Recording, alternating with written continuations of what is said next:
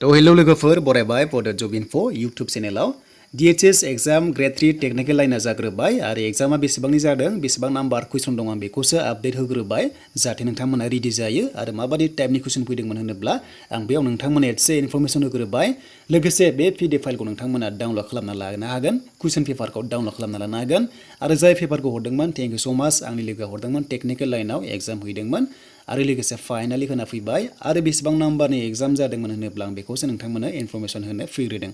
बिदिब्ला जों नायनिफ्राय माखासे कुइसनखौ नायगोन आरो बिनिफ्राय PDF फाइलखौबो नोंथांमोना डाउनलड खालामना ला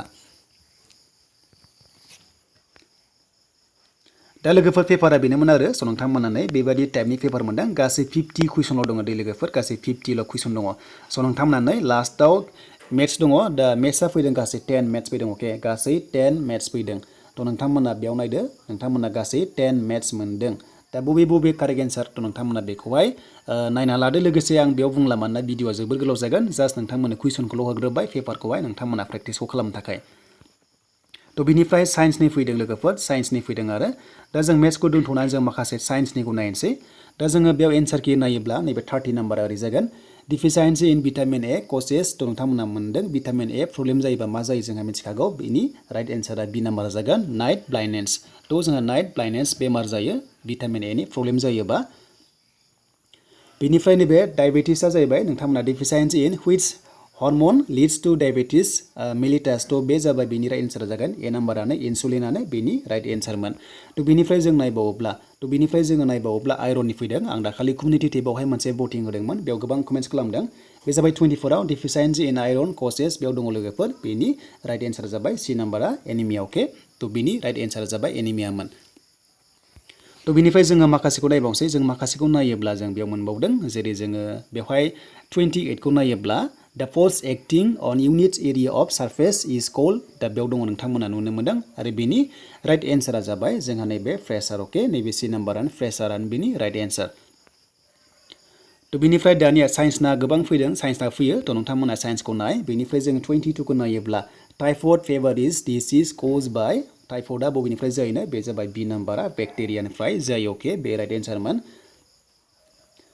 दा बिनिफ्राय जोङो which of the following is also known as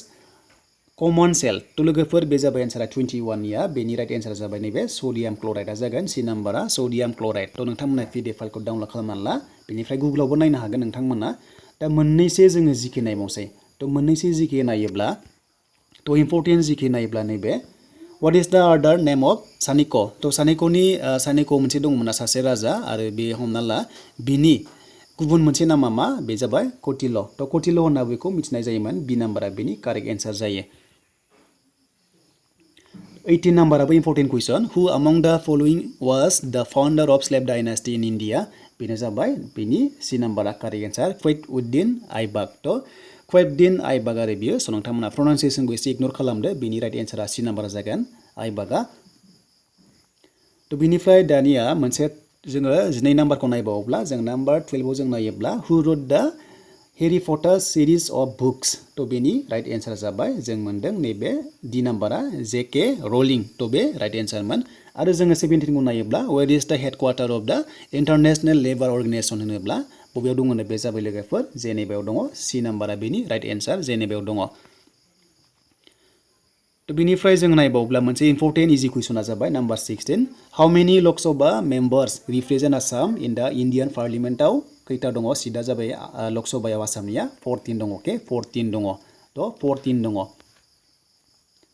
तो बिनिफ्राय लोगोफोर माखासे इंग्लिश दङ आरो इंग्लिशआ नैबे माखासे दङ इंग्लिशआ बे टाइपनि फैदों आरो 30 फोराव नाय ए पर्सन हु सेल्स फ्लावर्स इज कल्ड जाय बिबार फानोनो बेखौ मा होनो फ्लोरिस्टआ बे जाबाय बी नाम्बारा बेनि राइट एन्सार तो बिनिफ्राय दानिया व्हाट इज द अपोजिट जेन्डार अफ अपोजिटबो फैयो आरो अपोजिशन फैयो जेन्डारानो कपना तो बे जाबाय बेनि एन्सार जागोन नैबे बी नाम्बार फेन तो बी नाम्बारा बेनि राइट एन्सारमोन तो बिनिफ्राय नेक्स्टआव थाङोब्ला जों नायबावसै लोगोफोर मोनसे नैबेयाव कनफ्यूज जानो हागौ नोंथांमोना नैबे 38 नाम्बाराव चुज द कारेक्ट भार्बखौहाय मोजांखौहाय कारेक्टखौ नांगौ आरोना बेयाव नोंथांमोना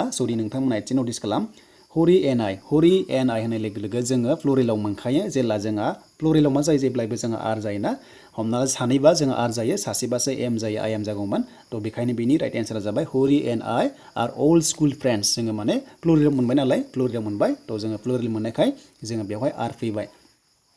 थ' बिनिफ्राय दानिया बेयाव मोनसे दंबावो नै नोंथांमोना नाय बेबायदि फैदों व्हाट इज द फार्स्ट टेन्स अफ लाई थ' फार्स्ट टेन्सआ बिनिया मा होनो लाइनिया लाइया प्रेजेन्ट जेनेबा हमना ला बिनिफ्राय बिनि फार्स्ट टेन्सआ मा होनोबा ए नाम्बारा जागोन ले थ' बियो लेया जागोन आरो बिनि past tense simple present past tense future tense बेखौ नोंथांमोना एसे टेन्सआ क्लियार जानांगोन बिनिफ्राय सिन'निम फैदोंमोन सिन'निमखौ 31 आव मोनदों व्हाट इज द सिन'निम अफ ब्राइट मोनसेल' फैदों बेनो जाबाय बेनि बि नाम्बारा कारेक्ट एन्सार ब्रिलियान्ट थ' माने बिराद मोजां आरो गोरों ब्रिलियान्ट सेम ओंथि फोरमायग्रा सेम सिमिलार आरो थ' बिनिफ्राय मोनसे 10 नाम्बारखौ नायोब्ला आरोबाव सन्तोष ट्रफिया माजों रिलेटेड दंनो बेनो जाबाय बेनि राइट एन्सारा जाबाय फुटबलजों दङ अके स' नोंथांमोना बेबायदि मोनगोन आरो देन बिनिफ्राय जोङो नाम्बारफोरखौ नायोब्ला आं मिक्स नायनाया बेनो लोगोफोर नोंथांमोना जास्ट माखासे एन्सारखौ होग्रोबाय आङो भिडिअखौ गोबाव खालामनानै थ' बेखायनो नोंथांमोना पिडिएफ फाइलखौ डाउनलड खालामनानै नायबाय था थ' बिनिफ्राय 14 नाम्बारा जाबाय व्हाट इज द कारेन्सि अफ कुवेट थ' कुवेटनि कारेन्सिया जाबाय लोगोफोर नैबे बि नाम्बारा जायो दिनारा बे पेपारानो क्लियार नंखाया मानोना लोगोफोर ब्लार जादों फट' खेबनाया हरनाया बेखायनो बेबायदि ओंखारदों थ' बिनिफ्राय व्हाट इज द केपिटेल अफ ताइवान नैबे ताइवाननि मोनसे केपिटेला मानो बेनो जाबाय जोंहा ताइवाननि केपिटेला नैबे बि नाम्बारा जायो थाइफिल आरो बेनि राइट एन्सारमोन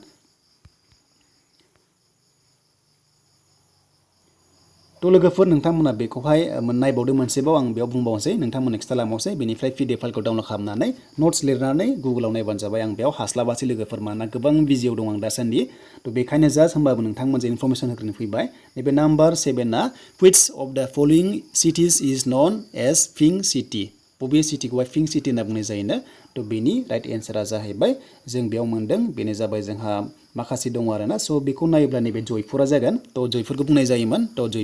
जयपुरानो बेनि पिंक सिटि होनना बुंनाय जायो अके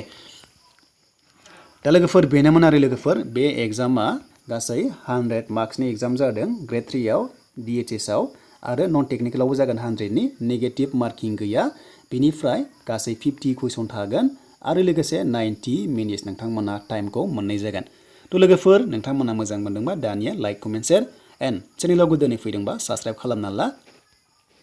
बेनिफ्राय मोनसे फैगोन बेनो जाबाय ग्रेड 4 लेभेलाव माबादि पेपार फैगोन थ' ग्रेड 4 लेभेलाव बिराद इजि फैयो लोगोफोर थ' इजि फैयो स' नोंथांमोना टेनसन लानाङा आरो पेपारा जाहैबाय नोंथांमोना क्लास 10 फार्स्ट लेभेलनि फैगोन बा 8 फार्स्ट लेभेलनि फैगोन ग्रेड 4 हिसाबै बा नोंथांमोना ग्रेड 3 आव 10 फार्स्ट लेभेलनि मोनोमोन बिनिफ्राय बेवहाय बर' थागोन ना थाया थ' बेयाव बर' थानायनि आसा गैला आरो एसामिस थायोमोन सिगाङाव नायोब्ला आं बुंनाया सिगांनिखौ रुजुना बुंदों सिगांनियाबो इंलिसल' जाखायोमोन जेला थ' नोंथांमोनाबो ग्रेड 4 आव इंलिस थागोन आरो इंलिसआ थाखागोन बेनिफ्राय एसामिस आरो बर' बे ग्रेड 4 हिसाबै थानोबो हागौ थायाबो जानो हागौ बेखौ बुंनो हाथ'ला समासो मिथिसिगोन